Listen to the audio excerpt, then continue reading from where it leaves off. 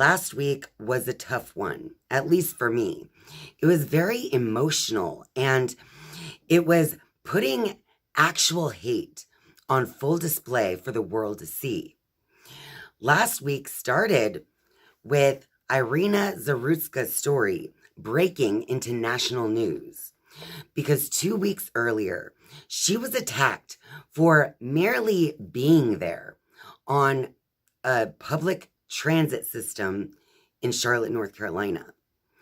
And her killer stated that he got the white girl. So from the surface, from what we can see and understand from that incident, it's not that Irina provoked this person in any way other than just being who she is. As the nation was still processing that tragedy, then we heard of the next tragedy, which was the assassination of Charlie Kirk.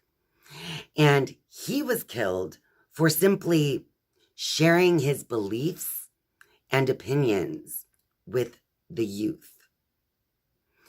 And so in both instances of Irina, as well as Charlie Kirk, these people were killed for literally just being who they are, whether their outward appearance or their inner beliefs. This is spiritual warfare, you guys. So let me explain. What started with Irina Zarutska was the outer appearance of her causing someone to be so consumed with hate that they killed her. And then it finished with Charlie Kirk, who had been sharing his inner beliefs, his truth with others. And that alone is what got him killed. And so I believe that these are two outer expressions of what is actually going on in the world at large today. And that is spiritual warfare. So each and every person is susceptible to this warfare because this is not a normal war that is fought on the outside with weapons and countries. This is an inner war, and it's being fought with your ideas, your beliefs, and your perception of the world. This reminds me a lot of what Dolores Cannon would speak about when she spoke about the two earths, that there would be such unrest within the spirit of the people, that there would be a splitting of the earth into two earths. Now, that wasn't like a literal splitting to where our earth would go from one actual earth to like two separate earths. What she was referring to is this spiritual war we're in right now, where people are showing their allegiance, plain and clear in many cases. You are either with the good, you're part of the light, you are part of spreading love, or you are with the bad, part of the darkness and spreading ignorance and hate. This morning, I knew I wanted to get back out there and, create something for you guys here on YouTube, but I wasn't quite sure what. And then I decided that I really just need to process this that has been going on in the world and talk about it with you guys. So please feel free to also leave me comments in the comment section down below. Let me know how you've been feeling about this. How have you been processing these situations that have been going on in the world and people's reactions to it as well? I did put up a community post, I think it was just the other day, where I did bibliomancy with my Bible, asking God, why? Why are people behaving in such a way after Charlie Kirk's assassination? And the passage I got immediately told that it was all about hatred.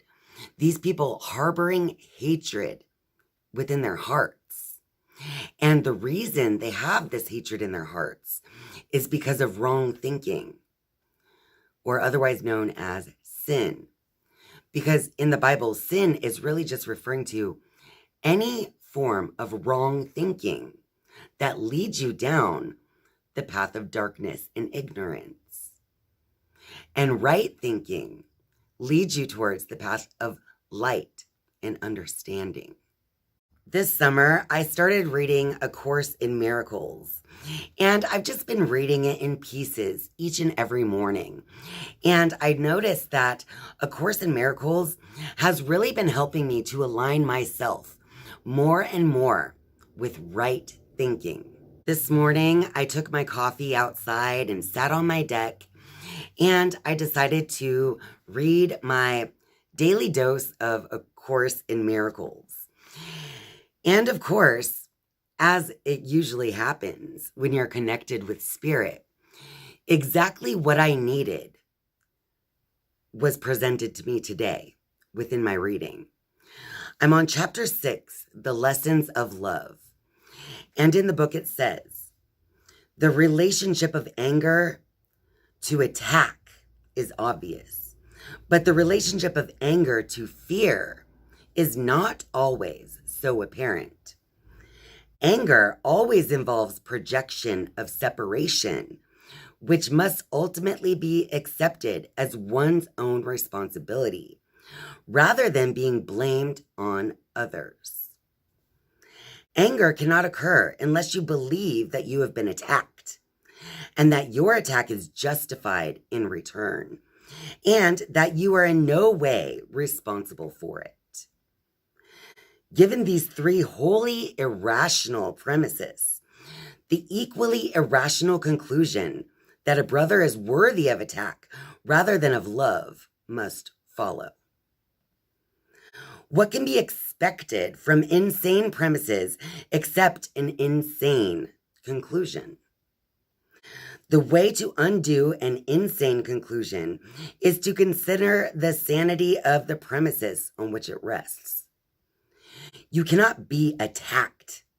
Attack has no justification. And you are responsible for what you believe. So in both cases with Irina and with Charlie, they were killed based on the attacker's belief. Irina was killed because her attacker believed that her being a different race was a bad thing. And Charlie Kirk, he was attacked because of the belief that his truth that he was sharing with others was a personal attack against a certain group of people. And that's just not so. The people who decide to attack in such ways are responsible for their own beliefs and actions, regardless of whatever justification they try to place on that attack. This spiritual warfare that has been taking place on our minds and our beliefs is really about making us feel separate. Whether we're feeling separate in a physical way by race or culture, or if we're feeling separate by our beliefs. Either way, the spiritual warfare that's taking place on each of us is the warfare of separateness. So you can either believe that you are separate from all of these other people on the planet, or you can believe that we are all one on some spiritual level. Your perception creates the world around you. So when Dolores Cannon or even Edgar Cayce would speak of these two worlds and spiritual warfare, this is exactly what they were speaking of. What it is that you consume is what will eventually consume you. So spiritual warfare is really a forced choice. A forced choice coming from the outside world, right? So are you going to align yourself with hate or love? So spiritual warfare is hate versus love, or it's ignorance versus understanding, or it's even darkness versus light.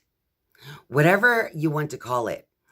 But this spiritual warfare is a war on your perception. It's trying to get you to feel separate rather than connected. All right? This spiritual warfare is trying to get you to align with your lower self so that you could be one with the darkness, or to align with your higher self so you could be one with the light. The choice is yours, whether you know it or not. A couple of years ago, I created a video called Perception is Power. And within that video, I shared with you the book Power versus Force by Dr. David Hawkins, and how he has this map of consciousness within the book Power versus Force. And this map of consciousness lays out the lower vibrations and the higher vibrations. So the darkness and the light, the ignorance or the understanding, the hate versus the love, right? And within that video, I read from Power versus Force just to share with you guys how the way that a person perceives another person will actually reveal how they are vibrating. Are they vibrating at the lower level of consciousness or in the higher levels of consciousness? So I do want to share that part with you here because I find that this is an important point to make in today's video. And that is that depending on how you align yourself, are you aligning yourself with your lower nature or your higher nature? Because it's going to change the way that you perceive not only other people, but the entire world around you. Let's attempt to better understand all of this through a concrete example. Imagine a bum on a street corner. In an upscale neighborhood stands an old man in tattered clothes, alone, and leaning against the corner of an elegant brownstone. Look at him from the perspective of various levels of consciousness and note the inconsistency in how he appears to different people and viewpoints. From the bottom of the scale, at a level of 20, which is shame, the bum is seen to be dirty, disgusting, and disgraceful. From level 30, that of guilt, he'd be blamed for his condition. He deserves what he gets. He's probably a lazy welfare cheat.